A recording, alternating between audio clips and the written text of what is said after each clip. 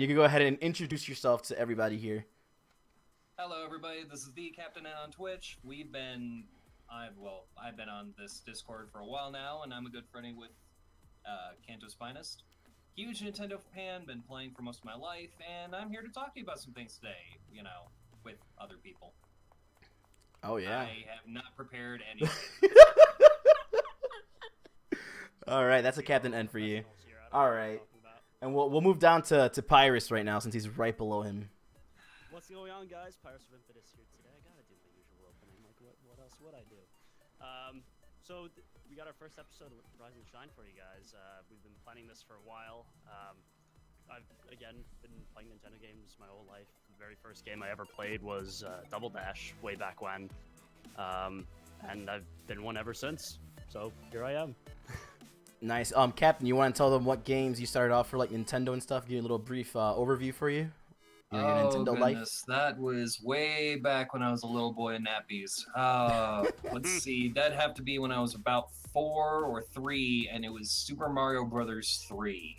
I found my way up into my grandmother's attic. Well, not really attic, it was the upstairs bedroom where she kept the old TV and the old consoles, but found Super Mario Brothers 3, popped it in, and I was like, this is the coolest thing I've ever seen. Who is that little Italian man? Because I really like that little Italian man because he goes woohoo and he jumps. And why are there turtles? I don't even know why there's turtles, but turtles! I like turtles! Who doesn't? All right, guys. People who don't like turtles. Well, you guys know who I am. Kanto's Finest, obviously. Lover of all Nintendo things. And I started my Nintendo life with Pokemon Blue for the Game Boy. And that's what started me there. I moved on to, Smash Bros, Super Mario World, all those other amazing Nintendo games. But to be honest, my favorite one has to be Pokemon. I've gotten so addicted to it. My first game, my first RPG, and I loved it. All right, so we're going to go ahead and dive into our first topic here, which I just want to dive into it because it's been everywhere, the Smash leak. All right, I want to know what are your guys' thoughts on this Smash leak? And we'll start with Captain N since he's all the way to the tippity top, like I said. Are we talking about the supposed picture with all the characters on board? Because everybody knows that there's going to be secret characters they don't announce, because when you got Smash Brothers Melee for the GameCube, nobody knew Mewtwo was in it until you actually went through 200 plus hours of playing Smash mode. Then you got Mewtwo. And nobody knew that Toon Link and Wolf were going to be in Brawl until you actually completed Subspace Emissary or did, once again, a certain number of hours in Melee or Brawl mode or the multiplayer mode. There are going to be characters that are going to be hidden in the main game. There's going to be a few that are announced at first, but Sakurai is going to hide stuff. Exactly. He's going to hide stuff. He spent so much time on this game. You can't blame him for it. Also, Tank actually said that he said he thinks it's false. So Tank actually thinks it's false. Well, what do you think about the characters that were set in the leak? Like, what do you think? What do you think about them? Like, Banjo-Kazooie, Isaac from Golden Sun. If they get Banjo.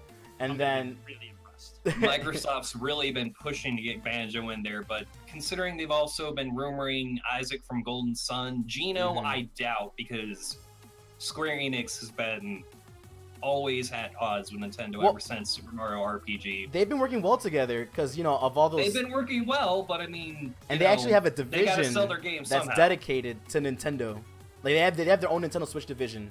So I think their relationship's getting better, and I hope it does. Maybe that means that we can see Super Mario RPG, maybe a remake or a sequel on the Switch. Maybe that's why we haven't seen a Paper Mario in a while. Maybe. Who knows, man? I mean, that'd be great. I hate to be the opposite side here, but I really think that's wishful thinking.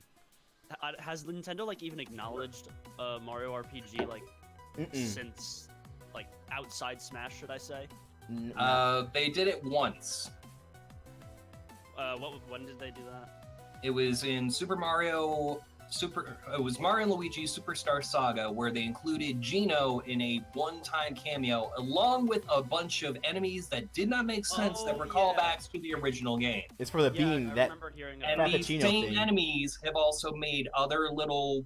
This does not make sense in the context of Mario, but if you look at it from a Super Mario RPG standpoint, you start to see some similarities, because you see a lot of stuff that just circles right back around to that kind of Mario RPG world. Exactly. I don't know. There's not enough to go on to begin with, but when you start seeing Geno in a mini game, a Dry Bones Donkey Kong, and a bunch of other stuff that just does not make sense in that kind of context, it starts to put a picture together. I doubt they're going to do it, but it's possible. So how do you feel about Banjo, for both of you guys? How do you feel about if Banjo-Kazooie gets added to like the game? What would be your initial thoughts? Well, it would make the whole reason that Nintendo put up that whole thing of Banjo-Kazooie up on the site make more sense. It would also explain the rumors of a Banjo 3 going on at Microsoft. It also explain a lot of things. And yes, I want the Baron Bird. Give me my bird. What do you think about that, Pyrus? I think a Banjo is going to be like another one of those like heavy hitters, if you will. Like each Smash game, like there is always a few characters who are just like, they actually did it. They actually got them, you know? That's how I was with Sonic. Yeah, like Sonic I think was the first like big example of that happening. I would say Snake was up there too, but maybe to a slightly lesser degree. If they got Banjo this time, like that would be huge. Yeah, I go crazy. It would be like just such a, I think that might be the point where every character that quote unquote should be there is there, you know? I agree. And we also have a comment from Tank Action saying that can we get a Paper Mario variant for Smash? I think he'd probably do well as like a assist trophy, because that way you have much wider moveset and be able to actually use some of the, they're called things in the newer Paper Marios. He's able to pick up real world objects and use them like major summons. The Lucky Cat. Remember the Lucky Cat from Paper Mario Sticker Star? I mean, I didn't play Sticker Star, so... I mean, okay, I played a little bit. I played a little bit of Sticker Star, but I remember the cat you're talking about. You get the Lucky Cat, it puts on a lot of stereotypical Japanese stuff, and it just smashes all the enemies. Yeah. So that'd be a fun way to have a multi-tiered assist trophy. Either Paper Mario just comes onto the stage and he just whacks things with a hammer, or he just goes straight into giant summon that, stops the stage. Yeah. But it gets caught on, the floating platforms. So if you're on a stage that has platforms, it's not going to be that great. It's very balanced if you think of it that way. That's great. All right, so we moved on from Banjo-Kazooie. It's all good. All right, so Shadow and Ken, what are your thoughts on them? Like, that's pretty insane that they would add Shadow. Ken, I could understand because he could be an Echo Fighter for for Ryu, but Shadow, I don't know, man. I don't see Shadow being an Echo Fighter. Slower version of Sonic, exactly what I wanted. That's what I really would want if Shadow were to be introduced. I would want him to be a little bit slower and more powerful, and that would be perfect for him, to be honest. I would just please make more of his attacks something than just curling into a ball.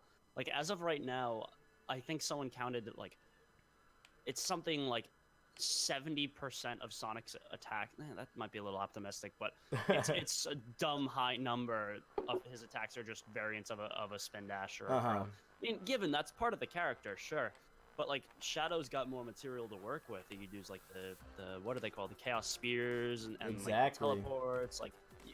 It doesn't have to be radical changes naturally, but just something to spice him up and differentiate him from Sonic would be big. Yeah, it would make sense if that would be part of his final Smash, considering that, how he operates with all the Chaos Emeralds is a little bit different than how Sonic does, because he turns different. Doesn't he, use the Chaos Emeralds to, use Chaos Control and stuff like that? So, I mean, it's He already does that as is, but if you did that, you'd have to add the Chaos Emeralds as an item. Otherwise, it wouldn't make a lot of sense. Or they could probably add it to his kit. I don't know. I'm just thinking out loud here.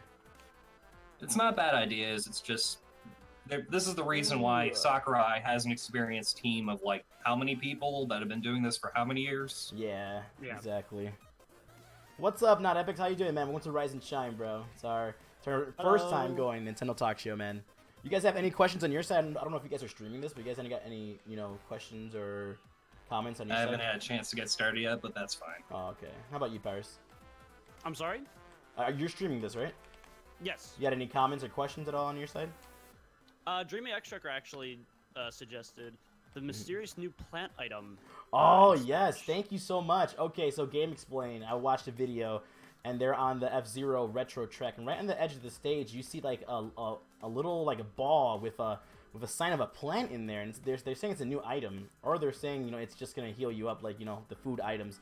But it looks kind of different than a food item, and I don't know what that would do, to be honest. Which Game Explained video was this actually in? Because I don't believe I've seen this yet. Oh, it was like it was yesterday. Oh, They were talking about a plant thing. If you look at that, they'll show you the little Maybe circle it's the of it. video titled "Mystery Item" with a giant red Exactly. arrow on the Yes. thumbnail. I think what I'm gonna do is I'm gonna put up some videos right here so we can watch it together instead of me playing Mario Kart. Oh during yeah. That looks. I mean, it's almost certainly not, but like it reminds me of one of the old Harvest Moons. The one on the GameCube. I just realized I've been muted this entire time on my own stream. Oh my god. I was looking at my audio equalizer down below. I'm like, wait a minute, Yeah, thanks, Epix. there should be another bar moving there. Is it actually Monday? I think it's Monday. It is Monday. Yeah, no, it's definitely Monday. I mean, for me, this is like usually right around when I would normally be waking up, but I've instead already been up for like 3 hours. So yeah. I'm pretty dead, but sorry, stream. It's all good. All right, so I think we talked. Is there anything else from Smash Bros. You guys want to talk about? Anything that we probably haven't mentioned, or anything that I haven't known about? Rex What and kind of Pyra, please. Rex and Pyra. Yeah. I mean, yeah, yeah. My screen's over here. I have to keep looking over here like a dingus. It's all good, bro. Oh, Rex and Pyra, I think they're gonna be added probably as a DLC. I think they're DLC at this I think they'll point. be DLC I don't characters. think they're gonna make the base game, and that almost guarantees that Elma's not gonna make it. Unlockable characters. Tank Action said Mithra for sure. I don't know if you guys know. The problem is I don't know. Like, I feel like the combinations, it should either be just Rex or Rex / Pyra / Mithra as like a tandem. Like, it's kind of like Ice Climbers, but Pyra Mithra don't actually like attack. It's kind of tough to see how they would do it, but I feel like that would probably be the best representation and make them the most unique they could be. And especially given that they would be another quote-unquote sword character, I think it's important that they overemphasize that, how different they are. I definitely want at least another character from the F-Zero series. That would be cool. Yeah, I want another character. I'm not familiar with F-Zero, but there's definitely more potential than just Falcon. I know Macintosh. Macintosh, what was that character you want, buddy? When you need him? He's in my streamer. I'm gonna ask him right now. What's that one character that you wanted from F-Zero to be in Smash, buddy? Samurai Goro? Yeah, it was Samurai Goro. Yes. It was him. Or was it Black Devil? I can't remember. Well, I would want Black Devil so badly to be in Smash, but Samurai Goro is another great choice also. Samurai Goro was already in the Sis trophies, so I mean that's plain enough to understand. So he'd be able to actually have a little more ability. Yeah. Exactly. I mean, it seems like this time around, everybody's doing the good guys versus the villains. We're adding the villains so you can actually have those epic clashes. This Smash feels like it's going to be a more correct and, the correct way to have these good versus evil battles. Exactly. There's a lot of correctness in this Smash. Which that every makes other me all one the of them. more curious about this quote-unquote spirits mode or whatever it ends Yeah. up Oh, being let's talk called. about that real quick. Also, what are your guys' thoughts on the spirit mode, man? Is it gonna be like a little mini kind of weird subspace emissary? What do you guys think about that? I have a feeling it's going to be some sort of mixture between adventure mode from Melee and the Subspace Emissary. I have no idea how it's going to start. I don't know what the story is. But considering how everybody's here, I don't know what kind of things they couldn't do. Because for crying out loud, you've already had Fox on the halberd. You've already had Rob in the middle of, a pirate base. What are they going to do next? I mean, they got Luigi in Castlevania. I don't know, What's next? Man. We're going to the moon? Let's go to the moon! To the moon! That'll be the Super Mario Odyssey tie-in. There you go. Exactly, right. right? Have a battle on Honeyloon Ridge. Oh my god. Oh yeah! I feel like there's definitely a lot of potential, but I don't know if they're going to... If they do end up going, like, full-blown Subspace 2.0, I feel like they're going to approach it differently, because that was one of, like, Sakurai's, like, real, like, I'm angry about this is when Brawl came out, the cutscenes for Subspace went online like that. Yeah. And that's a lot of the reason why they didn't do it in 4. So I'm curious to see if they do go the Subspace route again, if they'll keep that same level of like hype cutscene production value, you know? I think they would do the same quality of cutscenes because I mean they've pretty much been doing that with all the other character reveals so far. Have we forgotten about Cruel already? His reveal? Oh, I'm so happy about that. Oh, that was absolutely phenomenal. That was great. They're not going to lower the quality from that. It's going to be on par, if not better. I'm not saying like the actual quality of the cutscenes. I'm saying like the number and the duration. Oh, for sure. Like, for sure. Stuff, like. For sure, they're going to keep doing that. Sakurai is a real stickler for that kind of thing. He demands quality. He demands all that. Yeah, that's really dope, man. Like, I don't know. I would love to have. I think we're going to get a lot of cinematics. Yes, I think we're going to get a couple of cinematics. That's what I really want because that's what really got me into Brawl. Like the co-op that I was playing with my cousin. We were playing Subspace Emissary together. I think that was just so cool. Just playing with Emissary was amazing. I got to see a whole new world and a way to look at the world of Nintendo. It's all connected somehow. That's what Macintosh said. He loves Subspace Emissary, man. And what's up, Vanguard? Welcome to the stream, man. We're just doing our Rise and Shine talk show. We're a Nintendo talk show, man. But yeah, that's really great. So I think we've covered mostly everything for Smash. So I think Captain has another topic that we can bring up now. I do. Let's see, what was that topic? What was it that was been blowing around Facebook for a while now? The new Nintendo Land for Orlando, was that it? Oh, yes. And they already said it's rumored to be that map they put up, it's fake. It's fake. It's a modified version of the original Disneyland maps from Orlando. That made me sad. If you look close enough, you can see Adventureland, you can see Tomorrowland, you can see where the Haunted Mansion is. They literally just pasted Luigi's Mansion over it. Yeah. I mean... And you know, they have a lot of possibilities. If they do actually make like a big old Nintendo Land, you know they could hold their esports there to make like a stadium dedicated, a stadium dedicated to their Pokemon esports. Stadium. And esports there, they can have their, you know, their Splatoon, their Smash Bros stuff, and they could host it there instead of having Evo went down there. That would be awesome. All that stuff, yeah, they could host it there and everything. So that's one thing I'm like, Nintendo, if you make this Nintendo Land, which is gonna be great, you know, like Captain said, Mario Kart section with VR right there, bro. Woo! I'll be right there.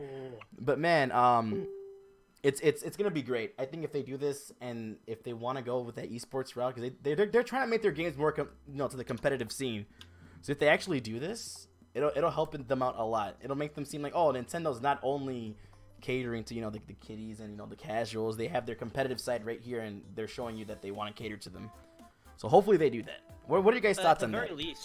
At the very least, kind of piggybacking off of that, they seem a lot more conscious of the fact that a lot of their audience, they're not kids anymore. Mm-hmm. And like that was one of the major talking points when the Switch was revealed, is how much they're portraying it for adults.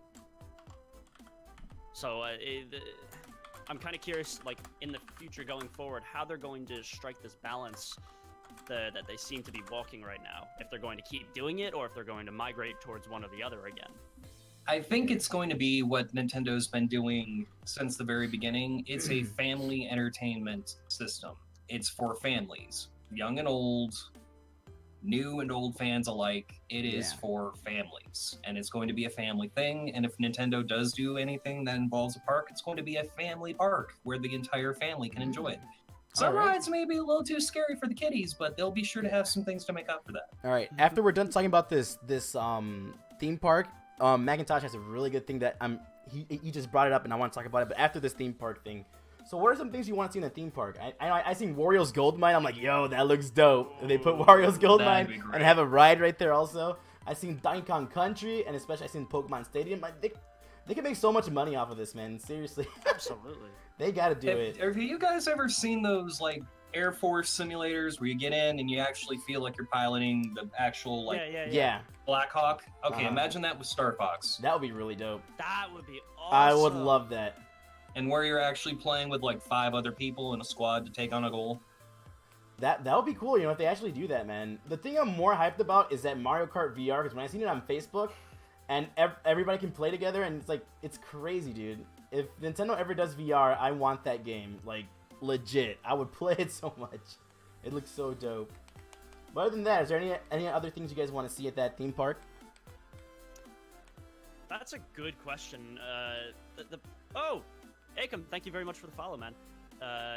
They have so many different worlds to work with. Exactly. There's a lot of potential to like try and represent different games.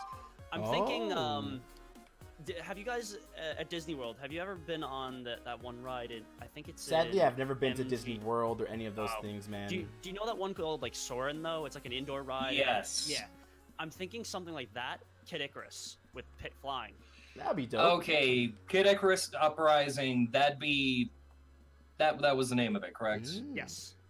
Just wanted to double check because I have yet to Fantastic play game. it, but it does need a sequel because from my scene of it, it's a great game and it has so much potential. I want to see Kid Icarus come back.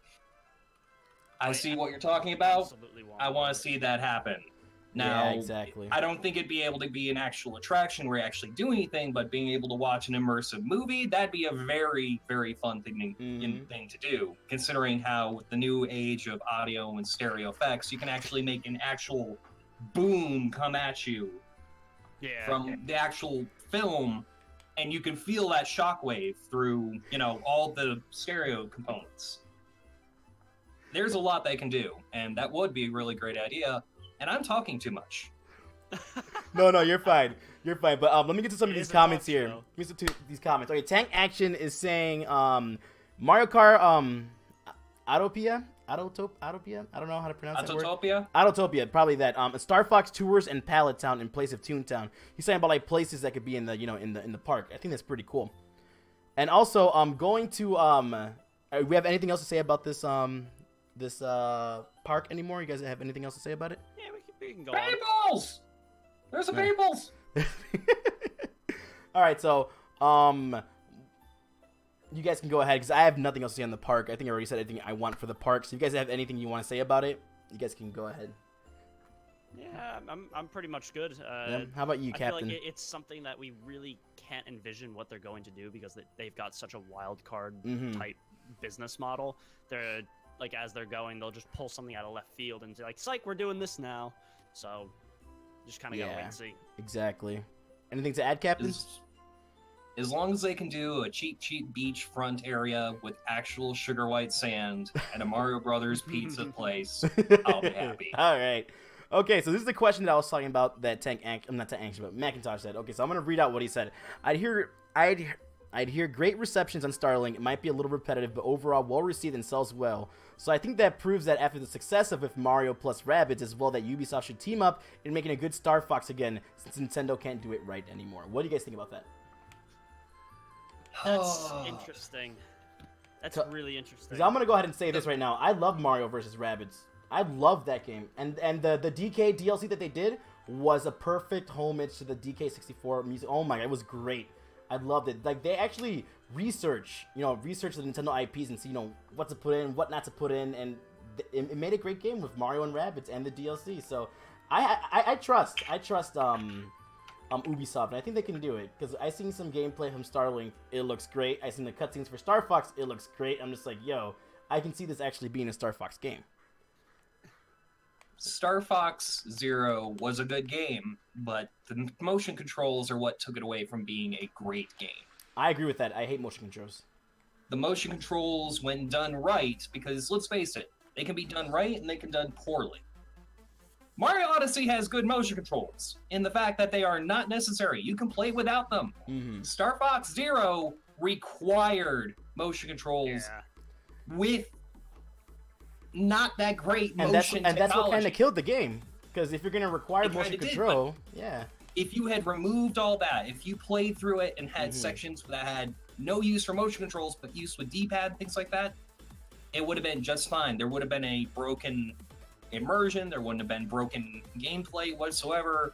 It would have been flowing and faultless the whole way through. Yeah, I agree with you on Another that. one of the complaints I hear about is the fact that you're inside the cockpit and you're aiming out through it on, the gamepad and you're looking at the screen.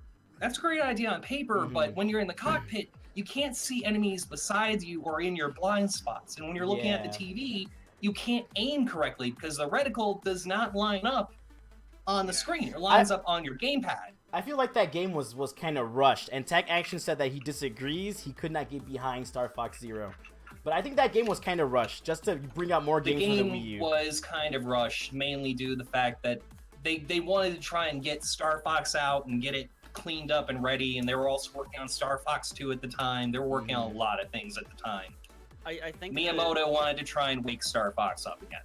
Yeah, I think the biggest culprit was the fact that they were trying to make something great out of something that really didn't work too well. From the get-go, you think about having you're working with two screens on something like a DS, for example. Sure, that works because you're looking at them both right in front of you. But if you're doing like one of these with the Wii U gamepad and the TV, like that's really disorienting, especially if you have to swivel around with the aim. So not everybody has a swivel chair. You're doing like 4 different movements at any given time. There's no way you can keep track of yourself and stay focused. Exactly. That game, it could like if it let me turn off motion controls, I would have liked it, I think, man. But having to require motion controls, it cuts off like half of your consumer base, because some people don't like freaking motion controls, and why are you gonna force motion controls on me? I want to play this like how I played it on the Star Fox on the N64. No motion controls, just me with the joystick, and that's it, shooting freaking ships and stuff like that. But since they required it, that's why the game didn't sell well, in my opinion. If they did not require motion controls, that game would have sold way better than it did. Which is why I think Ubisoft did a great job with this, because not only did the art team did great. The art team had a great direction. They took the characters, they treated them well. Exactly. Fox looks great. He doesn't look as blocky as he did in Star Fox Command. He looks a bit cleaner than he did in Star Fox Zero. He looks good. Everybody looks good. Heck yeah, Wolf looks amazing. Slippy is still annoying. But they did a good job. And the fact of the matter is, they made it to where you didn't have to play Star Fox. Everything looks good in that game. Yeah. Everything looks good. Everything feels good. The R-Wing feels right. And you get that lovely little Easter egg every time you use his special. It's great. Exactly. Yo, thanks for the host, Viking. But yeah, I agree with you on that, man. But other than that, I think we've touched on that. So what do you guys think with Ubisoft working and doing some Nintendo titles? Do you guys like it? Do you guys think I think it brings more to the table, more the diversity. Yeah, there you go. Thank you. That's what I was looking for to say. But yeah, I think it's great that Nintendo's actually trusting other publishers with their IPs, because they're able to come up with some crazy games and some cool games that Nintendo probably would have never came up with. Not Nintendo, but a very related and applicable scenario. Look at Sega and Sonic Team with Sonic Mania. Yes. Outsource it for an experiment and let fresh blood take their own approach on something that you've tried so many times, and they'll come up with things you never would. Exactly. And let actual fans of the series who've been playing since the early days, who have seen the faults, who've seen the flaws, and have seen the good things, let them take old and make it new again, and make it just works. Because if you played Sonic Mania right next to Sonic 2 and Sonic 1, you'd think it was, Sonic 3. Exactly. You wouldn't be able to know for sure. You wouldn't know for sure, but it feels like Sonic 3. Sonic Mania is like, oh, it's Sonic 3. That's what Sonic Who's this Knuckles guy? Yeah. Who's this Knuckles guy? But apparently, Sonic Mania and Knuckles. Talking about Sonic Mania right now, I know we're going off course, but that's fine, because this brings up another topic. I want them to give a Sonic Mania treatment to a 2D Mario game. I would love that so much. Like a Super Mario World /3S kind of thing. Yes, and have and have people that actually have worked on making the game online and stuff like that. Have them come and help them out. It's not a new Super Mario Bros. Game. It's one of the it's in the classic style. Yes, in the classic style. Yes, correct. And just that's what I want. I want that so badly.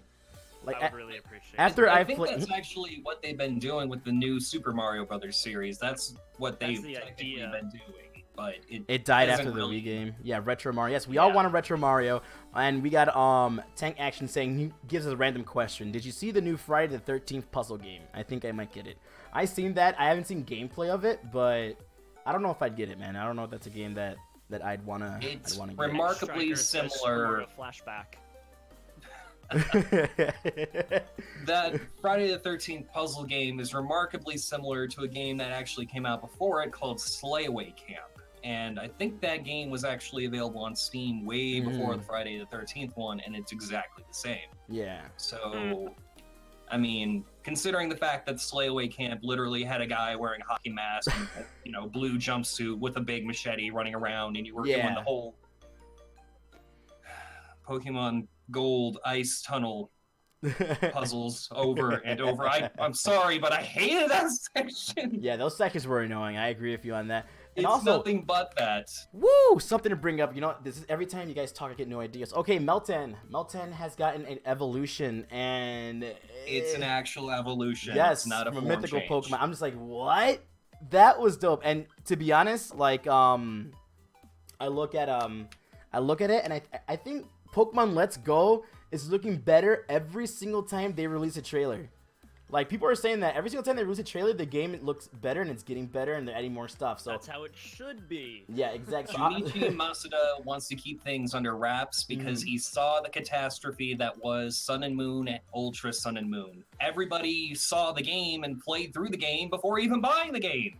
Everything was already out there. Everybody knew everything about Necrozma. I remember all the leaks. Solgaleo. All that It wasn't even leaks. Everybody knew. The entire game was already on the internet. You didn't even have to buy it. You played it already. Screw that. Pikachu and Let's Go Eevee, the superior version, but Team Eevee. We're not debating that in here. Not today. Pokemon guy, but Team Eevee. Guys in the chat. What would you pick? Let's Go Pikachu or Let's Go Eevee? I want to know.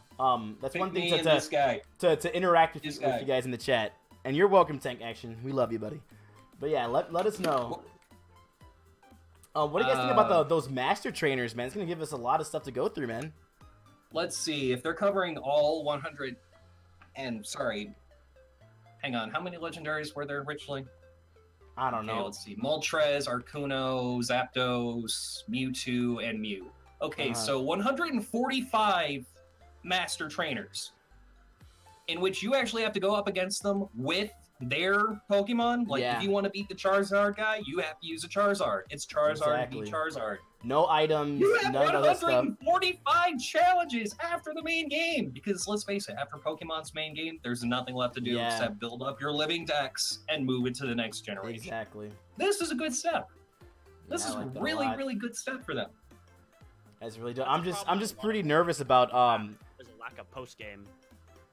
I guess that's what they were doing, because people were saying, like, what's the post game, and now they're doing this, which is pretty insane. I just don't want to go Metapod versus Metapod. I'm scared. They've already showcased that. They've already showcased that, and there is Metapod versus Metapod. Oh, Lord of mercy. Oh, and Tank Action votes for Eevee. All right, that's good. That's Striker says Eevee as well. Striker, you've been my friend for a long time. How dare you? How dare you not side with me? How could you do this to me? All right. So other than anything else to add for Pokemon, guys? Oh yeah, I got one. Tank Action told me. So, how do we feel about the new feature in Pokemon Go, the auto sync? I know Captain N wants to say something about this. I've been grinding away at Pokemon Go, so once Pokemon Let's Go Eevee drops, I'm right there, literally when the ball drops, because the day it comes out, my GameStop, to the best of my knowledge, is doing a midnight release. I'm there. Oh yeah, I'm there because I gotta be the first online. All over it. Oh damn, Captain. Adventure Sync, the way it works is it's not ready yet. They're going to release it soon. With your smart device, you can use either the iOS version of your fitness app or Google Fit, and it basically turns that with Pokemon Go into a Pokewalker. Mm-hmm. So as you collect your steps, your distance, your intensity while walking with the app closed and Google Fit is running in the background, it turns your phone into a Pokewalker. And when you turn Pokemon Go on again, it just clicks over all those steps and everything. You don't even have to worry anymore. Oh, I love No more, can't find you, I can't find you, I can't calculate how fast or how much you're walking because I can't find you indoors. Mm-hmm. 2,000 steps makes a mile. Plain and simple. 1 mile is half a kilometer. No more. No mas. No mas. So basically, all you have to do is click it on, set it, forget it. Don't even open up your phone at work anymore. Just walk. Come home and be like, cool, my eggs are now hatching because I'm now loading up like 20-something miles. That is dope. I like that, man. That really helps out a lot. It fixes a lot of issues, and it should have been included like day one because they really could have done that day one. Oh yeah, heck yeah. Yeah, but nonetheless, it's a great feature, and it's going to be very well welcomed. Oh, definitely. All right, so moving on from Pokemon now. Do you guys have any other? I know Captain always has loads of topics to talk about, but Pirates, you got anything you want to bring up here? I am definitely not the resident Pokemon expert. I have very little experience with them. The game's just never quite grabbed me.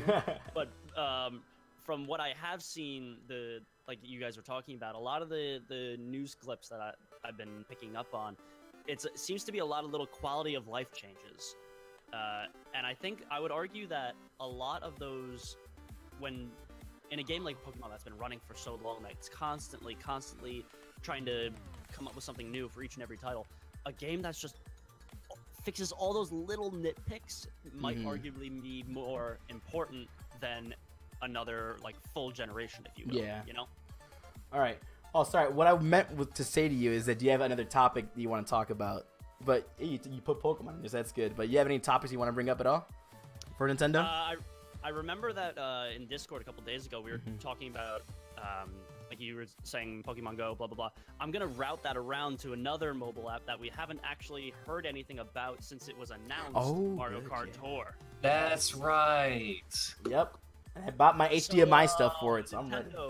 What's going on? Are we gonna see this fiscal year or not? Hopefully, man. I want to see how that's gonna go. I think it's gonna be out in time for Christmas. I have a feeling they're gonna announce it like January 15th, or not January 15th. What am I thinking? December 15th. And I have a feeling that they're gonna be able to tell us more about it at that time. It might take use of phone's gyro control to steer, possibly other things. It might be functional to that of Mario Kart DS, but you'll be able to play online for free with multiple players. There could be a lot of things. Who knows anything really more about that? It could be Mario Kart with a story mode like how Mario Strikers is. Tinfoil hat theory here. Ties into Mario Kart 9. Yeah, and I was saying, like, can we earn, like, you know how the Nintendo Switch app, can we earn prizes and stuff like that? Can we earn stuff for the next game? I want them to tie it in. I love when they do that stuff. Total reach. Yeah, I know it's a reach, but I love when they do that. Considering how Animal Crossing Pocket Camp requires you to have a My Nintendo account and all that to save your progress, and you already have a My Nintendo account for your Switch, and we're getting Animal Crossing for the Switch, who says we can't transfer special materials from Pocket Camp to the Switch version? Yeah. That'd be pretty dope. I like when game developers do that. Like, it's so great, man. It's all good. Please ask him. Okay, so Macintosh has a question for you, Captain. I don't know what it refers to. I think it refers to what you were talking about before. Okay, so why wouldn't you just pause the world with the controller from the very start instead of forcing us to go through all the bull fudge with all those obnoxious characters? Plot hole. Done, done, done. Do you know what he's referring to? Because I don't. Trainers or like the 1v1s or I think pause I don't know. the world from the very beginning, so we don't have to go through all that. I don't understand how to answer that in such little context. A little more information, please, because there's a lot of things you wish you could just pause and get over with. Oh, the Captain N TV show. Oh, he's talking about that, I think. Oh.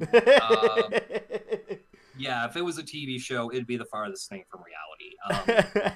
Now I get what you mean. Yeah, I understand what he's talking about now. The original 80s cartoon. The only drawback to that would be most likely is those kind of abilities would probably rely on a battery of some sort. And once it's used, it's gone. And you gotta wait for it to recharge again. That'd be a very good way to balance it out because the original show had a lot of overpowered and stupid abilities, let alone characters that really grate my nerves every time I look at them. Because nowadays, Mega Man 11, Rock actually has a voice. He's not Mega Man, he's Rock, and he has the title of Mega Man. Simon Belmont, he's blonde, but he's certainly not some guy wearing climbing gear. Yeah, no, I know what you mean. That was really weird, but let's steer back into the let's get topic back into we're talking good about. waters. So I wonder I want to know how the controls would be. I'm pretty nervous to go with the controls for Mario Kart Tour. The question is it even going to be a traditional Mario Kart game? True, that's true. For all we know, it might be instead something along the lines of like you manage, like you're like a pit crew manager, and like you have a racer that goes out and does a race with other players behind the scenes, comes back, and depending on like some score elements or something, you get rewards based on that. Maybe it's not racing. I mean, I sure hope it is, but. I mean, it would make sense from a mobile game standpoint. Hey, I set a thing, I gotta forget it for about 2 hours, come back and do it again. I'm okay with that in certain applications when I'm able to play while that's running in the background. When I just have to do it, push a button, and then come back a few hours later, it's like preheating the oven. I could have done this already. Yeah. I have this at home. I can't take it with me, but now I can take the joy of preheating my oven with me wherever I go. All right, so Champion Hollowness says, do you guys think that Mario Kart Tour should be motion controls based or not? It all depends on how the gameplay actually is to begin with. Is it a tour game? Is it a management game? Is it an actual racing game? I mean, you wouldn't use motion controls to, tap a button. It all depends what it is. We don't know what it is yet. I'm just right now like trying to envision like using motion controls with my phone, and I'm getting flashbacks to Mario Kart 7 where you could optionally use the motion controls if you went like in the first person mode, and like it worked. It wasn't that great. Yeah, and I feel like if you tried doing that on a phone, it would kind of be the same situation because you'd have to be like tilting your head as you play, and it's kind of like a Star Fox Zero situation, So I feel like it's either motion controls or they do like the virtual like on-screen buttons that a lot of emulators like to do. No, those on-screen buttons are awful. Yeah, like neither option really sounds great to me, so I'm not totally sure what they're gonna do. Well, we're gonna have to find out, man, because when did they announce this again? It's like a year or 2 years ago? They announced it. It was like earlier this year. It was like last February or something. Last February? Okay. And they said it would be out this fiscal year, which ends in March. Oh, we'll see. Hopefully we get it, man, so we could see how it is, because I'll definitely be pulling that. I got an HDMI cord just for my phone so I can stream off of there. Considering though that we haven't even heard its name spoken since that day, or specifically that tweet, it wasn't even like a formal announcement. I have a feeling we're not seeing it. Was it an official tweet from Nintendo? Yes. Okay. Then my only thoughts is it may have been an issue with Oreo.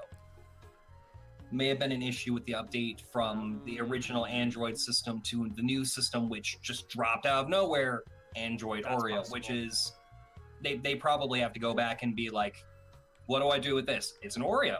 I'm aware it's an Oreo. What do I do with this? Make a game with it. Guys. Exactly. So that's likely an issue. Then again, they could also be waiting for an actual phone strong enough to actually run it. Gotta keep my hand away from my mic. And I mean, the new iPhone X, it's got the Animoji, but is it strong enough to run Mario? That's what me and Powers were thinking. It was gonna get announced at the freaking Apple conference. That's how Super Mario Run got announced there. So we were thinking it was gonna get announced there. Probably. Let's see. If it does get delayed out of this fiscal year, I would say tinfoil hat theory again. Maybe we'll see Mario Kart 9 at E3, and they both come out next Christmas. Companion app. Basically, that would be dope. I'd like that a lot. Again, that's a total tinfoil hat theory. I have no I like that tinfoil hat theory. That's a really good one. You got some good tinfoil hat. Yeah. Hey, if that came true, and if it, again, depending how they would manage that whole companion app relationship with the main game, it could be pretty cool, but it could also just come off as totally dumb. Yeah. I'm thinking what Ubisoft did with Assassin's Creed. How did we all meet? We met. Well, I met Captain from Twitch, and I met Pyrus just from streaming 200cc. So that's how we met each other. I'm gonna make it very clear right now. I am a fan of Assassin's Creed. Assassin's Creed is great. I am too. Look at that. It's incredible. I love it. This was a time when Assassin's Creed explained myth as misinterpreted facts.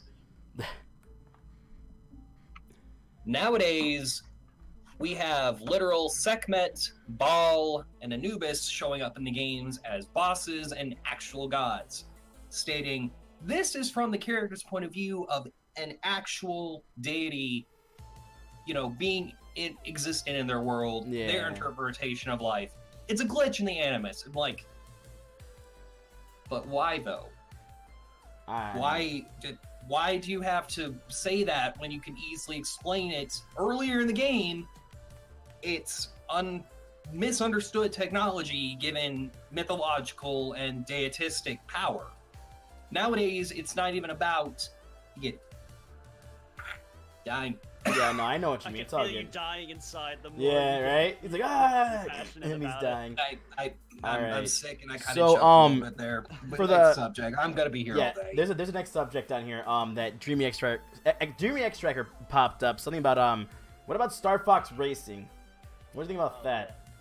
Was that ever an official tweet? I don't know if it was an official tweet, but they're saying something about Star Fox Grand Prix. I'm just like, I don't know. If they would do that, Fox in the next F-Zero game when they make it, because it would make sense. Yes. Yeah.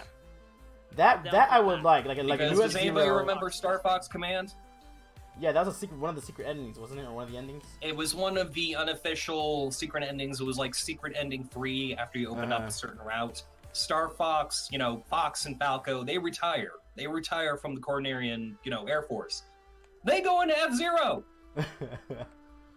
Like, it's bad enough that you already have a character in F-Zero named James McCloud driving the Gray Fox. That's hilarious. Like, literally, the guy is wearing Fox's clothes, like his straight-up outfit, driving in a vehicle called the Gray Fox. But Great Fox? Gray Fox. Fox McCloud. James McCloud. Fox's actual dad. Yeah, I was gonna say, isn't James McCloud Fox's dad's name? Yes. But I mean, I know what Midnight Light said. Well, basically, James McCloud is in there, but I would actually want Fox, like actual Fox, to be there as an actual racer. And that's what I'm also saying, but it doesn't really make sense for a guy to literally be stealing his dad's identity and a lot of his trademark materials. Yeah.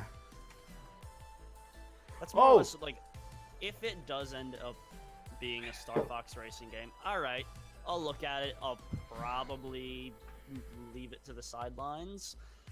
I would much rather, like you guys said, it end up becoming a revival of F-Zero with a Star Fox cameo. That would, I think, be much more interesting. I would like that. I mean, that's basically what they did with Starlink. It's a, independent game, but it has a Star Fox cameo, and it's the new Star Fox game. Yeah. Except it's basically usurping its own series. Like, hey, we're here now. We're taking your bit. Exactly. It's honestly the perfect implementation of some things we've seen in Star Fox Assault, and it works. It works out great, and I've been waiting for a revival of that kind of gameplay for a while.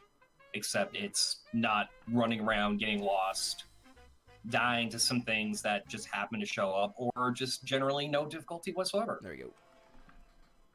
All right, so Champions of Hollowness has a question for us. Thoughts on Luigi's Mansion 3? Oh. Yes!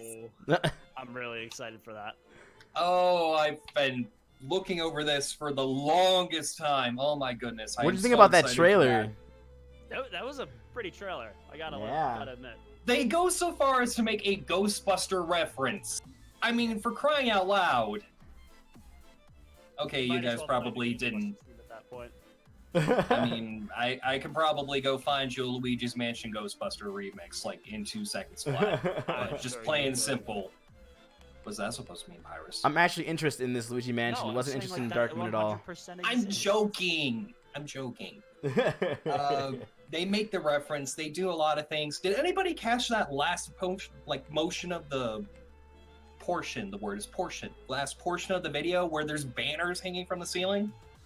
I haven't seen it since the There's reveal. a banner of Peach, there's a banner of Mario, there's a banner of Toad, and there's a banner of Luigi. Luigi is the only one who doesn't have an X over his face.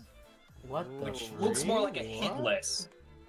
So, do you think maybe instead of just Mario getting kidnapped this time, I think we might actually have a more fleshed out multiplayer mode, because who else has been players 1, 2, and 3 in recent Mario titles? Let's look back at Mario 3D, where Peach, Mario, and Toad are all characters as well to be played in the game. And you're able to switch out between them at any time. So I'm thinking we might get another Super Mario 64 DS situation where you can switch to different characters on the fly by going into rooms. Cool. I didn't think of that. Possibly. Because it looks like the mansion, it's a hotel this time. It literally looks like the original Scare-Scraper from Luigi's Mansion Dark Moon, except way bigger. Wait, Hotel Mario? And no. We don't talk about that. Get that stuff out of here! Out! Out of this house! Out of this house! Lots of spaghetti! Oh my god, I'm so done. That's spaghetti! There's too many toasters. All toasters, toast. I wonder if you remember. Yeah, I know who you are, Rick the Legend. How you doing, buddy? Oh, bet. Okay, so going back on there, I think multiplayer would be dope on there, man. I think it would be great because Luigi's Mansion Dark Moon, it was good multiplayer. Mario's. It needed to be better multiplayer. There was a lot better ideas. Exactly. It's also a little more creative than Gooigi. Luigi was a way to add multiplayer to Luigi's Mansion 1. Original remake, but didn't they just use palette swapped Luigi's for the multiplayer in Dark Moon, if I recall correctly? Yes, they used Smash Bros. Oh my god. Waluigi for Luigi's Mansion 3. Waluigi's Mansion. Waluigi's Mansion. It's a spin-off. Wow. Wow. Oh my god. Freaking Champions of Holland also said if you look at the end, it seems like all the separate mansions in Dark Moon are combined to make the hotel. Now that wouldn't make a lot of complete sense, but it does make a little bit of sense because the original mansion for Luigi's Mansion did not exist. Yeah, it did not exist. It was a illusion. It was like an illusion of illusion that the booze made. Yes, that is correct. It did not exist. Ended up being real, and they used that to build Luigi's new mansion. Yes, that is correct. I remember that now. No, the mansions from Dark Moon did exist. They were actually real haunted houses. They were haunted before the booze got there. This one, it wouldn't. It makes sense to an extent because King Boo is behind it again. You know it's King Boo. If it's not King Boo, it's somebody teaming up with King Boo. Waluigi teaming with King Boo. You need to stop. No, that's what Megatouch said. Can we see Waluigi as a villain in that game? I was like, we might see a Waluigi cameo because you know he's going where the money is. You never see him in a game because he's that dang sneaky. I know. When you're Waluigi, you got the shit to win. I still suck at that. Man. You never see him because he's always in the background somewhere, getting his money, going back to his own private island, and enjoying himself. Yep, it's Friday today, buddy. But was it Luigi's Hotel, Dark Moon? Oh man! All right, so I think this game is going to have a lot of stuff in store for us, and I can't wait to see it. Definitely is. It's gonna be very cool. Also, so what do you think about That's gonna be dope. What do you think about Metroid, the new Metroid game, having multiplayer? Since Bandai Namco is helping develop it, so they could be working with multiplayer on there. What do you think? Do you think that'll make people want to buy the game even more? I think it might be a revival of Hunters for the multiplayer mode, but in a much cleaner and broader sense. Yeah. I'm also slightly concerned of the fact that people might get PTSD from Federation Force. Oh lord. Not Federation Force. I'd hope not, but it's a concern nonetheless. I need a minute. With motion controls, well, I mean, they could add the motion controls if they want, but for me, I wouldn't be playing with motion controls. I'm playing without them. But if they could add the option for motion controls, yeah, that would be really good for that. I agree. Options are best. Yes, I agree. Options. And X-Tracker, the reason why we're not talking about Banjo-Kazooie is because we already talked about them in the beginning of the thing, but we all would be surprised if Banjo-Kazooie would come into Smash, though, just so you know. Microsoft, I'm going to add this one thing and then we're going to drop it. Microsoft has been releasing some information on its website. There is rumors of Banjo 3E finally being in production. Oh, and if it is, I'll buy it. I'll stream it. To which I don't understand, because unless they hired Playtonics to do it, I don't know if they can do it. Because you can't make Banjo without Grant. You gotta have Grant Kirkhope. Banjo-Kazooie was 75% music. Yep. Every level, every transition between overwater, underwater, Grant Kirkhope was behind it. He blended the music, he made the music, he wrote the music, he composed the music. He is the music man. You do not leave anything on Banjo-Kazooie without Grant. Granted, there was a lot of other ones, including Chris Sutherland and David Wise, who also worked on Banjo-Kazooie for additional scores and even vocal parts. You haven't played Banjo? Do yourself a favor, Epics, and go get the game or go get an emulator. Play it, man. It's fun. It's a great game. Just get Banjo 1, challenge yourself to get every note, every jiggy, find all the secrets, because that's how you play Banjo. It's not because it's a challenge run or anything, it's because the developers left so many literal Easter eggs. Like, literally, there are Easter eggs to go and find. You find those Easter eggs, you're rewarded for finding the Easter eggs. That's what I liked about it too, man. It's a really fun game. So, is there any other things you guys want to add at all for Metroid, or you want to move on to something else? Metroid, I don't feel like there's too much to say right now, just because we've not seen anything other than a logo. That is true. It feels like it's going to be a much colder game. Like, we've had a lot of hot action out the gate with Metroid Prime 1. Metroid Prime 2 was a bit of more... It was more of an emotional game. You played through it. Metroid Prime 3 had you more stressed out with the whole Phazon situation. Yeah. Metroid Prime 4 feels like it's going to be a much colder and more informative thing, because that may have been a working title, working background. It was a very cold and desolate feeling background. Like, the score was active. All I saw was dead space, cold stars. Even the logo looked like it was ice cold. It feels like a very color choice too. Cold. All that rich blue, you know. I mean, it could be blue for Phazon, but Phazon's dead. Like, you go to the planet, you defeat Phase, it's gone. Phazon is no longer existent, to the best of my knowledge. And also, Tank Action said he wants to see Zero Suit Samus in Prime 4. I mean, that could be a good thing, but honestly, I think Samus needs, like, new suit options. Because we've seen Zero Suit Samus before. We've seen her in Smash, we've seen her in Zero Mission. It could be an option for, like, in the ship or something, but I honestly want to see Samus get some, new incredible technology. Yeah. I mean, the PEE suit or PDF suit from 3, that was a great idea. Samus' suit is literally able to rip off every other kind of technology and make it its own. I like that concept. That's really dope. And it is. All right, if we don't have anything else to add to Metroid, we got some different questions here. Midnight Life saying, what would you think if a Monster Hunter came to Smash Ultimate? They'd have to make a Monster Hunter stage and also include monsters that would invade the battlefield and, impact it every couple seconds. Don't we have, what's its face? Rathalos? Rathalos. Yes. Rathalos? Do you think Metroid Prime 4 will sell well in Japan? It depends. Do you think it would sell well in America? Yo, if it brings competitive multiplayer, I think it would sell amazing, man. If it brings that competitive multiplayer. Because, story is one... Prime 4 Battle! Story mode is one thing. Yes, we'll play for the story mode. But after that, what do? I mean, not a lot of people like to 100% games. They just want to beat it for the story. But if they would add a multiplayer aspect to the game, that would make the game live longer and have more of a chance to get a sequel.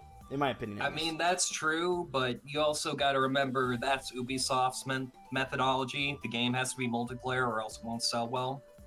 Recently, the best-selling games on the Switch right now have been the Final Fantasy games, and they're single-player, no multiplayer.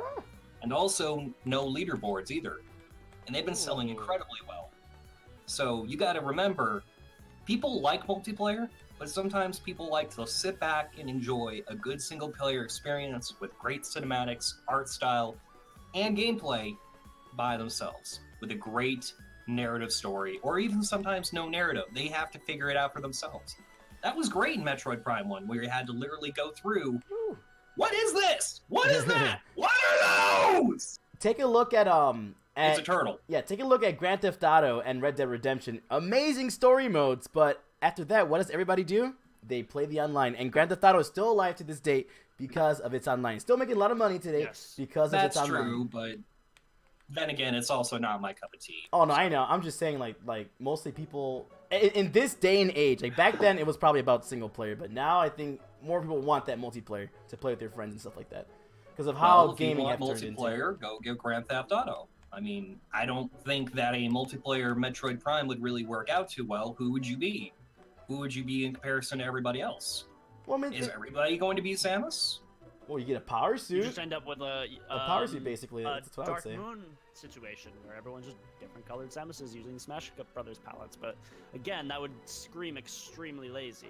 Yeah, I think they would do something different. To which I say you end up with either Metroid Prime Hunters or you get another Federation Force. Yeah. I mean, what I mean by multiplayer is not co-op, but actually, because I know Federation Force is basically all co-op missions, right? Correct? Yes. Pretty much. Okay. 4 players, 1 goal.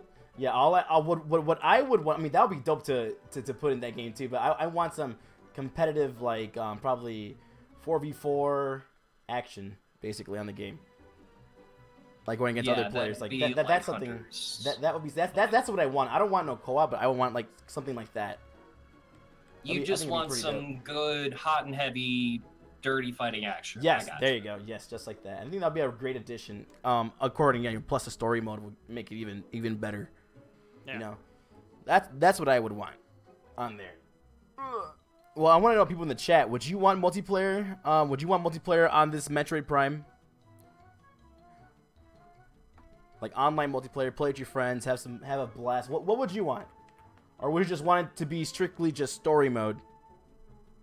I would say story mode with some freaking, probably they add some DLCs to story mode. Who knows? They can do a lot of stuff. Yeah, I think I'm on the team of, I think I would keep it single player.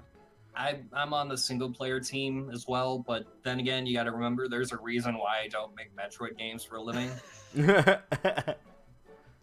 I mean, it's not really my decision. I'm not the person who makes those games. I don't understand those games inside and out. I have not listened to the words of Metroid. I have not followed the cult of Metroid. I have not been the maker of Metroid. Mm-hmm. I can't make those decisions. I can sit here and speculate all day long, but I don't know what makes a Metroid.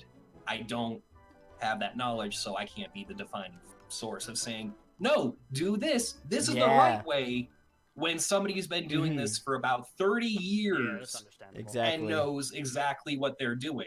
Yeah, Tank actually brings up a good point. Like he said I'm okay with both, just like the new Doom. It works. That's fair. That's fair.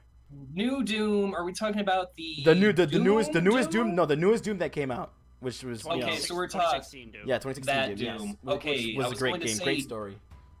The new Doom 2, that looks good as well. But I like how they're approaching each of these Dooms, because Doom 1 was good, Doom 2 was good. It was basically Doom plus an expansion pack.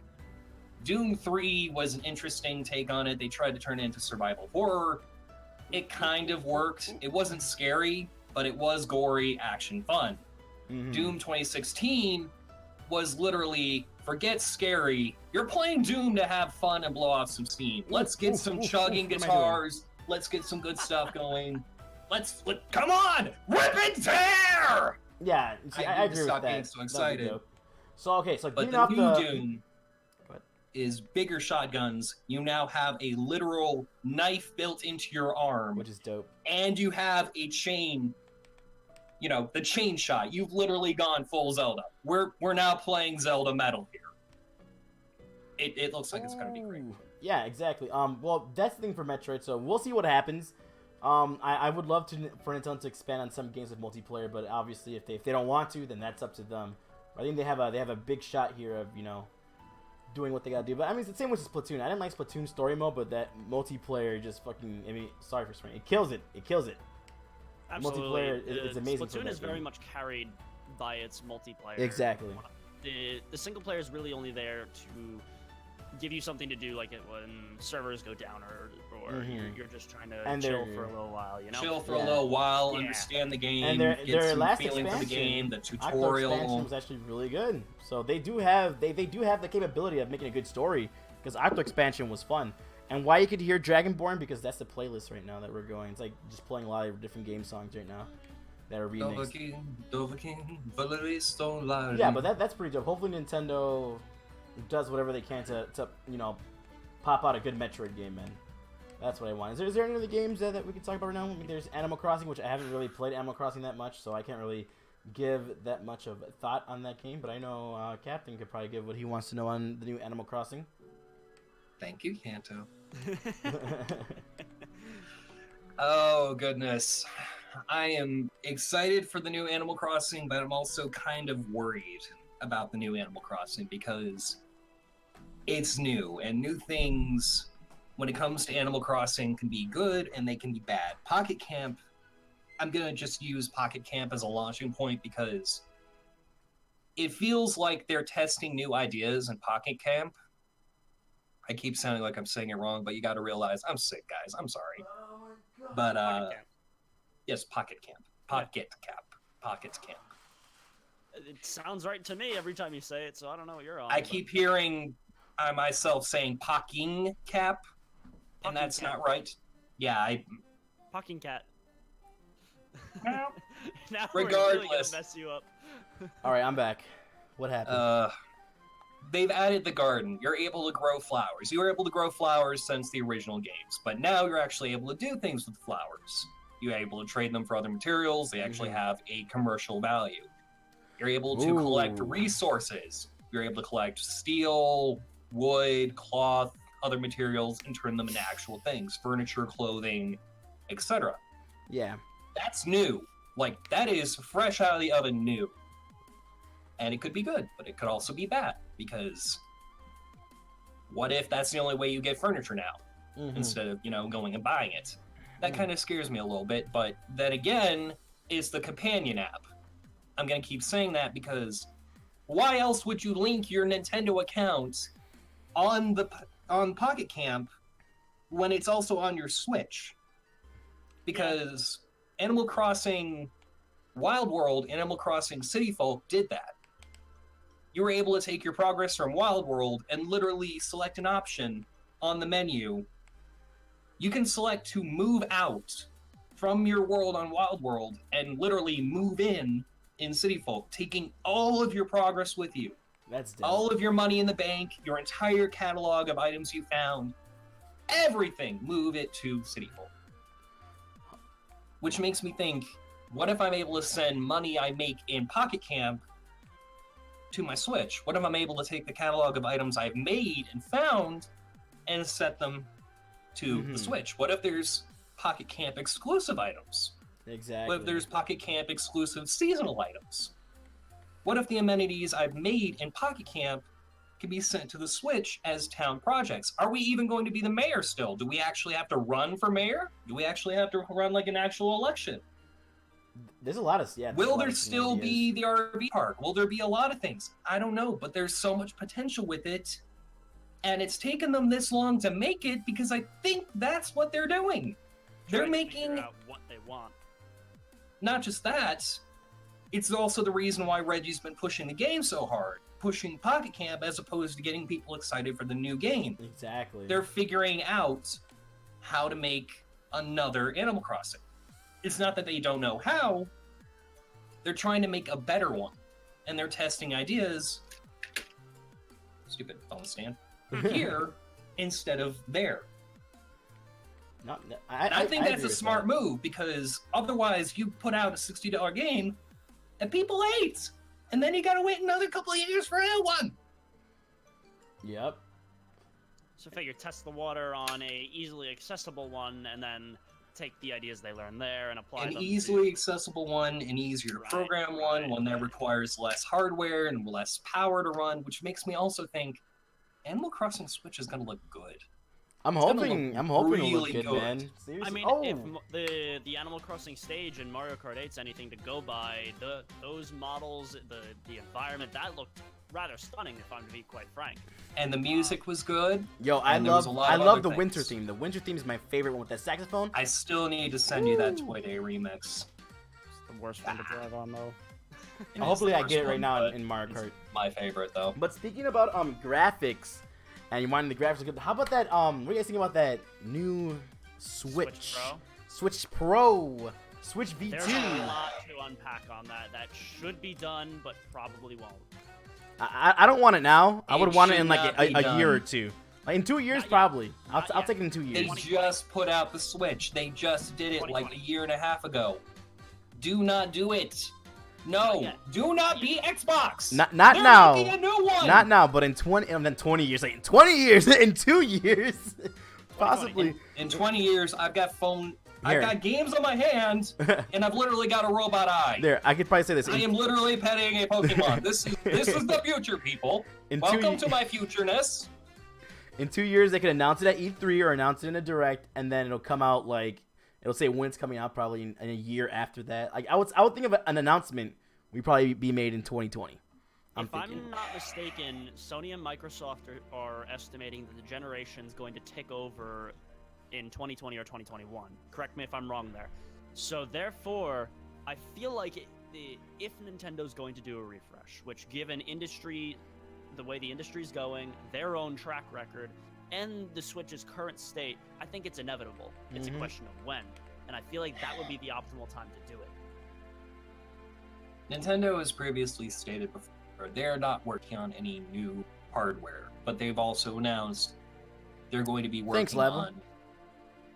Oh, sorry. No, you're good. You're good. I just want to say thanks, Level. Go ahead.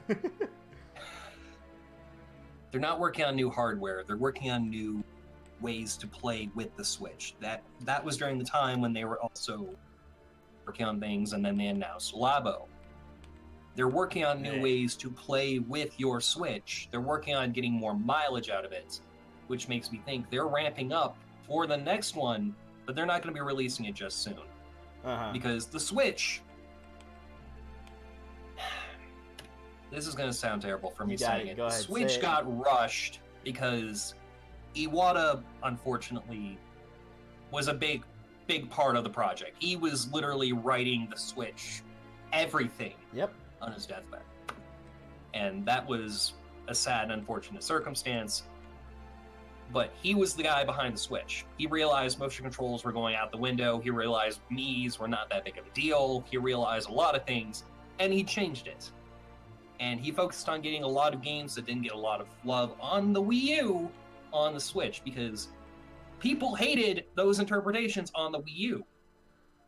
And this was a good way for them to get some proper appreciation on the Switch. Granted, it was another $60 purchase, but it was a good $60 purchase. And I'm sorry, I'm starting to get a little jittery. No, you're fine. You're fine. Train. Can't find my train. Where's that train of thought? Good $60 purchase? Good $60 purchase. You got games that are coming out like Super Mario 3D, well, not 3D World, Super Mario Bros. U Deluxe. Yeah, the deluxe which one. it's a huge title, but what That people logo fail looks to nice, realize is it's a better game. It's a better game. It's a cleaner looking game. It's a more better sounding game, and you can take it with you. And it has all And the it has all new the expansion characters. packs too, all the little Luigi's expansion pack, Yes. and It and comes stuff with like that. all the DLC. It comes with everything. You now have Toad, who is still Toad. And you now have Blue Toad, who is now Toadette. And the new power-up, which does nothing to anybody but Toadette. Super Crown. Everybody else gets Good 10 God. coins. Everybody my else God. gets 10 coins when they Yeah. collect that. Is that actually what it actually does? I didn't remember reading that, but Toadette is what Wow. happens when Toadette Peachette is what happens when Toadette collects the power Yeah, crown. Peachette and Anybody Bowser. else who grabs it gets nothing. They get 10 coins. And somebody has actually made that a meme. He's like, oh sweet, 10 coins! Oh man, that's insane. But that's great. That's one thing. But to talk about the Switch, what would you want if the Switch Pro came out or another iteration of the Switch? What would you want in there? Because I know Pyrus has something to say about this. He would want some stuff on there. Yes, there are a couple of things that need to be addressed. The central processor in there. Right now, we're operating off a customized Tegra X1, and for its time of release, that was a great processor. But that was back in 2013, 14. I don't remember which year, give or take. It's still Maxwell architecture. So for those of you PC players out there, that you're looking at the same generation as the GTX 700s.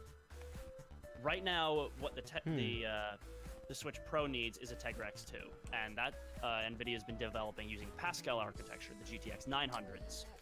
I don't mean to interrupt you, Pyrus, but they said you're kind of quiet, and I gotta figure out how to bring you up. Yeah, I don't know if you could bring up your volume or something. I don't know if that's possible, but yeah, they said you're kind of sensitive on there. I gotta figure out how to put you up. Am I okay? Yeah, you're okay. You're good, bro. Maybe I can turn up my microphone gain a little bit. Levels. Oh, that's way better. I can hear you way better. Like good. Yeah, I think that's way better. Yeah, I hear you louder. Okay, so if we can go up from a Maxwell Tegra X1 to a Pascal Tegra X2, if I recall correctly, it's roughly about a 40% performance improvement. Ooh. At least on I'm thinking from like a 770 to a 970. Mm-hmm. And then it's about 20% less power consumed. Oh damn! Give or take. I'm kind of making up those numbers, but from what I recall, that's roughly what the improvement was. So between improved performance, less battery draw, and hopefully a larger SSD, the Switch Pro could actually be a very significant upgrade over what we currently have. I agree with you there. I don't really know much about how the Switch operates, but if we could get the reason that they went with those parts, from my initial understanding of it, and from actually reading to some of their commentary on it, they wanted to keep the Switch strong, but they wanted to keep it consumer friendly. They didn't want to compete with the Xbox One. Yes. They were making their own entry, which was a consumer friendly, powerful console that played Nintendo games well. If you wanted to play an incredibly advanced high definition console and games on it, you go and buy something else. But if you wanted to play Legend of Zelda Breath of the Wild and still look really good, you get a Switch. Nintendo needs to learn how to anti-alias really badly. That too. And also one thing I would want on the Switch. They know how to anti-alias, but I think just don't, and I hate it. They do know how to anti-alias. It's just, it's always coming back ever since the original NES, which is pronounced NES, which I can't get behind. NES. I can't. Okay. NES.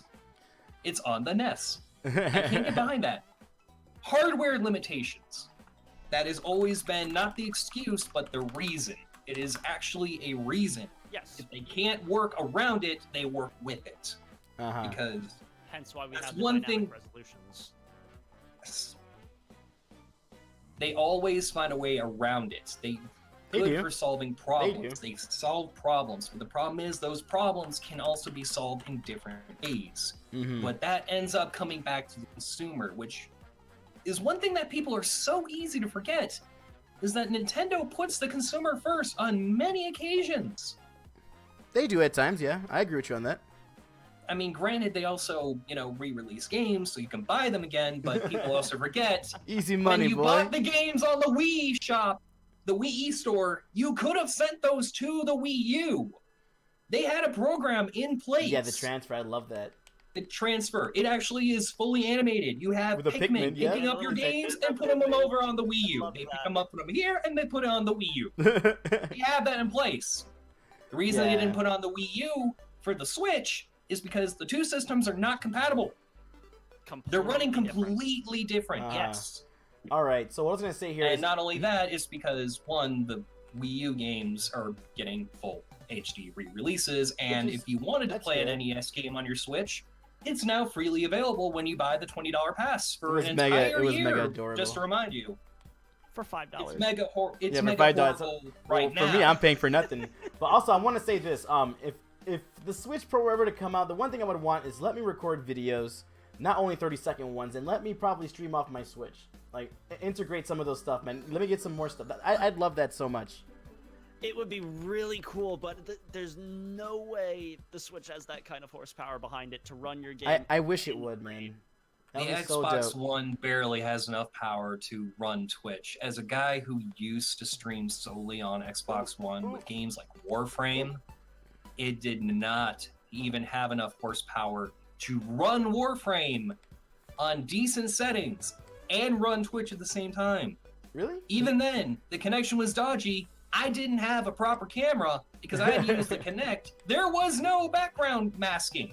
Mm-hmm. There was no green screen. No, there wasn't. And I couldn't see chat without blocking up half the screen. The Xbox system was horrible, and I've seen people using the PS4 and getting about the same average the PS4 situation. one's just as bad. Well, now with the PS4 Pro, you get 1080p, 60 FPS when you're doing it now, which is pretty... For someone that doesn't have a capture card and they have actually decent internet, they're good. They're set up. It's a temporary solution, and it's for those who use it like very infrequently. It gets the job done. It gets the job done, but it's not a very good job. Yeah. The Switch on its own, it does not have that encoding power that. However, recording video on the Switch, I can see that happening. Recording and saving video at least over 30 seconds, like cloud. Over 30 seconds. Recording hour-long video with the cloud and then transporting it from the cloud to an SD card. I would like to upload it straight to YouTube. I can see that happening. I hope they'll give us the option to upload it straight to YouTube. That'd be goodness, dope. YouTube has been on fire. It's been on fire since last year. It is still burning. YouTube is still on fire. YouTube is turned into California. It's bad. See, I'm sorry, Californians, but you'll be sitting there. Oh my god! Yeah. on the other consoles, it really California will just be like, yep. Yep, tell me about it. For your quality for the PS4 and Xbox One, it really depends on your internet. So that's one thing that sucks. If you have dodgy internet, your quality's not going to look good on there. Well, that's how it is. Yeah, that's why I was just letting them know that they said it's bad, but if you have good internet, it will look it'll look good. When I watch my brother stream, it looks freaking great. And also, let me see what people are saying. We have a lot of stuff here. Okay, Midnight Light, man. Okay, so my Wii had a disc stuck in the tray, and this is when it was new, by the way. I sent it in, and they sent the disc back with a new Wii, with all my saves transferred for only $100. Great customer service. When it comes to customer service, Nintendo has incredible customer service. It can be good, or it can.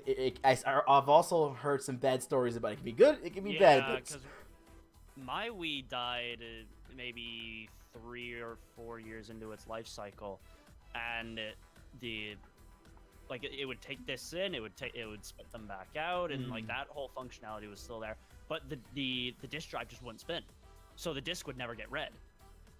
So they had me send it in, and they're like, "Yeah, sorry, we can't recover your save data or anything." And this is after I put probably thousands of hours onto that thing as a kid. I mean, I might be overestimating that a bit. They're like, "Sorry, we can't get your save data back," and I'm pretty sure they just sent me a brand new Wii. So like, thanks for the new Wii, guys, but like, I kind of want my data. Yeah, exactly. Yeah. And as far as I could tell, there's no reason that the hard drive shouldn't, or whatever memory the original Wii is. I don't actually know. I don't see no reason why that should have been damaged by the disk drive. I don't know. I only play my Wii a little bit, only for like kart and for oh my god, for smashing kart. Whoa, I'm doing so horrible. Yeah, that's the only ones I played my Wii for that much. I really didn't. Don't forget Galaxy. I didn't play Galaxy until I think 4 months ago. I played Galaxy 1 and 2 and I beat them. I still have to replay Galaxy 2 on Dolphin. Yo, I've enjoyed Super Mario Galaxy. It was a great game, and I'm surprised I did not play it on the Wii. I'm sorry, I didn't like motion controls. I hate them. That's when I went away from Nintendo. It's literally just a few flicks. I'm sorry. I went away from Nintendo when the whole Wii came out. Just do a little bit of this. Just do a little bit of this. It's just that. I went to Xbox 360. When I play it on Dolphin, what I actually do is like I play with my keyboard and mouse, and like the mouse I use for the pointer, and I just click to do the spinny thing. And honestly, I enjoy the game even more now. Whoa, what am I doing now? Whoa. Like it's really, really interesting how just changing your control scheme can completely redefine a game. Oh yeah. Exactly. Yeah. And also, Midnight Live wanted to say that there probably was a slight melt on the disc in the hard drive. That's what he's saying. Probably that's what happened. Oh my god. Well, no, the disc. Well, I don't know if you're referring to yours or mine, but in my case, it would. Like if you put the disc in and you turned it on, it would just kind of go, and then it would like kind of turn back off, and it like I could then press the eject button, the disc would come out perfectly fine. Zack and Wiki, I've not played. It was the motor itself that was the problem. Yeah. I never played Zack and Wiki, but that was literally Zelda on steroids. There were puzzles upon puzzles. So other than I really think Zack and Wiki was like the beta for Breath of the Wild, considering how the ways you could solve those puzzles. I'll try out the game. Now that I look at it more, that's... Yeah. Yeah, Zack and Wiki was beta for Breath of the Wild. Do you guys have any questions that you want us to answer? If so, put them in the comments and we will answer them. I think we're almost getting close to ending the show. Yeah. So if you guys, this is basically our ending segment right now. If you guys have any questions that you guys want to ask us, go ahead and ask us and we'll answer them. If you have any topics, either also the next Friday we can save those topics and talk about them on next Friday. So every Friday we'll be doing Rise and Shine. Maybe we should make like a Google Doc or something, and we could just constantly have it updating. I was gonna put it in Team Shine Sprites and have. Can we make thing. like a not a doc, but like a chat where people can only put yeah, topics, nothing else, just topics. Like they don't no conversation, just topics. Oh, you want to talk about paid online? Well, I mean.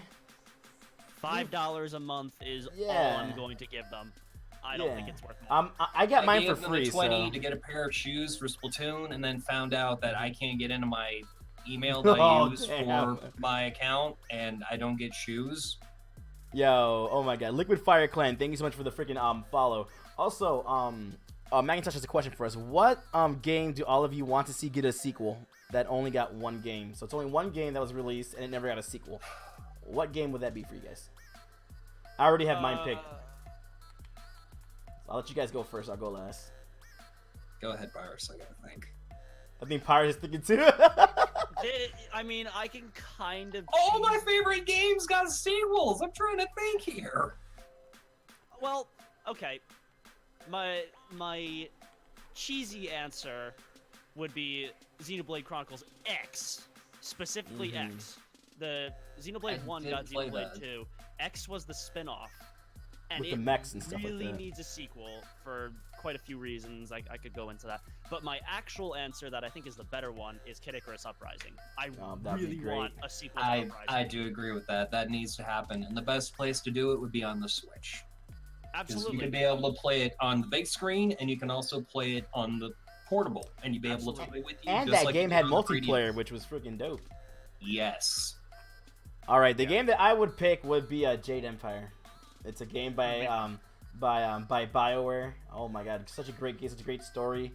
I would love for that to get a sequel, but I don't think it's never gonna happen. But if you guys have never played Jade Empire, give it a shot. It's cheap as heck, man. It is a great game. What kind of game is it? I'm not familiar. It's like you know how BioWare made Knights of the Old Republic? It's like that type of game, but set in Chinese martial arts and lore and about that. It's called Jade Empire. It's kind of cool. It's really great. It's really great, man. All right, gotcha. All right, is there any other questions you guys want to ask before we sign out and we do our little goodbyes? I got one thing I want to add. Okay. I just got some weird message from literally the Pokemon Go app, the official thing. It's nothing but Japanese. You better go ahead and kind of translate that for us, man. I can't translate that. I'll show you it right now if we'll pick up on my camera. Hold on. There we go. There he goes. It's all Jap. Hold on. Maybe I got it too. Let me check. Maybe I got it also. It's nothing but Japanese and backwards because my camera's above. Yep. I just got it. It's all Japanese. I'm gonna click on it and see what happens. It's correct for us. It's backwards for you. Well, I just clicked on it and nothing happened, but okay. It looks remarkably the same. Hold as on, one Game beneath Explain it. just uploaded a video right now. Hold on. Sandwiches. No, not okay. So Resident Evil 4 remake and Zero all coming to Nintendo Switch in 2019. Okay, your audio's cutting out, man. Oh, it is. Hold on. Can you hear me now? Hello. Yeah. I can hear you now. Okay, so it says basically Resident Evil 4 remake and Zero all coming to the Nintendo Switch in 2019. Ooh. Resident Evil 4 was dope. I approve. It was a really great game. All right, will Nintendo ever? Resident Evil 4 Okay, was so great. Rolltree96 says, will Nintendo ever port Mother 3? Good question. You always get that one guy. That's a I don't good know. Question. But here's a question for you, my friend. Will Nintendo ever make a Mother 4? Ooh. Changing the tides. Oh dang! All right, so Macintosh has one more question. In I'll wait till before he... someone says they did it, it's called Undertale. Blah, blah, blah. Oh my lord, have mercy. Has anybody myself. heard that Toby Fox is making Undertale 2? They He could is? port it, man. Really? Keep it on the down low. But Keep he it has been down low. tweeting. Oh, and damn. apparently Gaster has been showing up in his tweets. Well, I better So hurry up dear. and beat the first one This then. could very quickly become a dumpster fire. Exactly. It's been a Shame dumpster because fire. The game is pretty good, but like everything around the game is. All right. Good God. We talked about that already. Assassin Mike Tron. How do you feel about Animal Crossing on the Switch? I think we're all excited that the series is coming to the Switch. That means more Switches are going to be sold. So I'm happy for it to come. Like, I'm not really a big Animal Crossing fan because I have not really played the games. But maybe after playing this game, I'll get way more into it. But as for me, You just need to come to one of my We towns happy. and just hang out for an hour and chillax. Mhm. That's the whole point of Animal All Crossing right. is being able to chillax.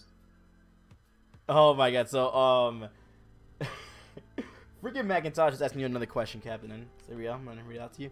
So, okay, so does the Captain N has any more money left from the show? I do need to get my hands on a 64DD Radnet keyboard so bad it's so expensive. Could you repeat that again? Your audio cut out halfway through. I'm sorry. It's still cutting out. I don't know what the freak's going on. It was going like yada yada yada. That's yeah. odd. All right. It's a short pause. I don't know why. So does the Captain N has any money left from the show? I do need to get my hands on a 64DD Radnet keyboard. They're so expensive. No. He used all the money on other stuff, man. Sorry. Yeah, I'm gonna be streaming Splatoon after the 200cc tournament, so it'll be fun. So, any more questions, guys? We'll answer 2 more questions, and then we're gonna have to cut the show. So you got any more 2 questions? Lay 'em Any on us. questions? Yeah, There is no such thing as a bad question. Yeah. For the bad questions. Yeah.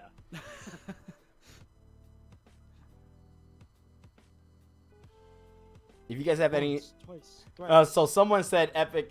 Epic said how to get a beer. Will I Well, tell it's Pirates simple. what I All you told have you to do earlier? Is go out and beat up a bunch So- of people. so- You'll gain some experience. Someone said Once you get sound like enough Jason experience to make it Salad. to your next level. I don't know who that is. All you have to do is take the points you gain on your next level and put it directly into your stash stat. And after you get to about like 50 in stash, you'll finally have a mustache like mine. Oh Once my you get to God. about 100, you'll start getting some peach fuzz. Don't ask how many points I put into this. A lot of points, probably. A lot of points. All right, and then we got I'll never tell. Pirates. They said someone said you sound like Jason Salad. Who is that? I don't know who that is. Why would he sound like a salad? I don't know. I have no idea who that guy is. So let me see who else. Oh, Joey Salad. Joey Salad. I have no idea who I have no Joey idea Salad who that is neither. Why would he sound So like a salad named Joey? thoughts on Hollow Knight? It's a good game, good Metroidvania game. I love it. Haven't played it. Looks good. Apparently, there's a lot of sad things involving groups. That's actually a third possible answer as I would have, because that just reminded me of it to that one question earlier. What game Which do you one? want a sequel for? Oh, But okay. it is getting a sequel, so that got confirmed I think at last E3, or Ori and the Blind Forest. Oh yeah, or the Blind Forest. I forgot it is. That- Yeah, that it will is get getting a sequel. Yeah, so I'm really excited for that too. That's mega dope. All right, so I guess That just was... reminded me of something. The Sega Mega Drive, I believe, is getting a new game. The What? Dead Console is getting a new Oh, game. yeah. It's called Yeah. I Tumblewood, remember right? About that. Yeah. Tumblewood? I know this is a Nintendo cast, but people are making new games for dead consoles because the NES is getting another one too. They're making a new game called. It's a revival. I think that's dope. It's a revival, but it's a revival in a strange way. It's called The Curse of Possum Hollow. It's literally a Scott Pilgrim versus the World kind of game, but it's literally zombies eat my neighbor style. That is mega dope. I like that. It looks dope. Like there's literally uppercuts, dash jumps. It's an on-run kind of game. You just check it out. It's coming out literally on cartridge for the NES and for PC. I think it's also on other online stores as well. But and then pretty awesome. Macintosh said that Sega should bring back Comic Zone sequel. You guys remember that game, Comic Zone? No. Isn't that the one with Explosion Man? Or is it something like that? Or am I thinking of a different game?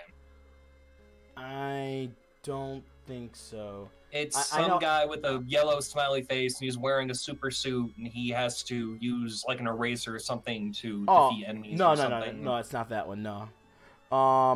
But yeah, those have been the questions. You guys have anything you guys want to add at all for today, or no? It was a great first show. Yeah. I'll say that.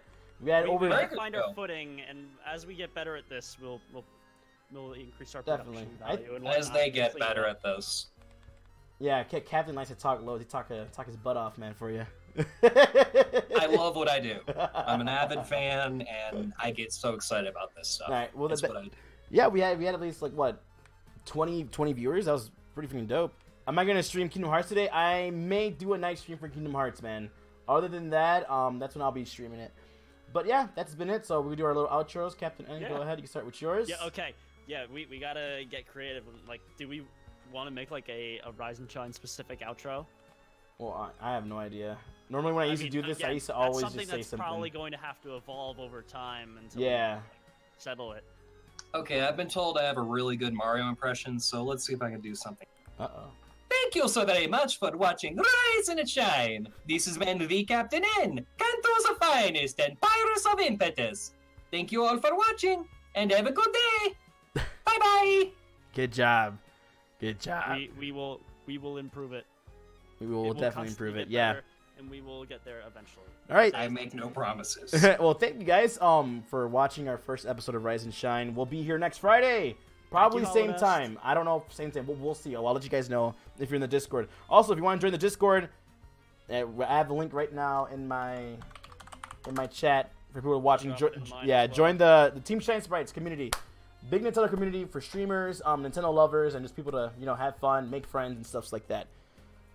Thank you guys, and I will see you. Well, I'll see you right now, but I'll see you guys on the show next Friday.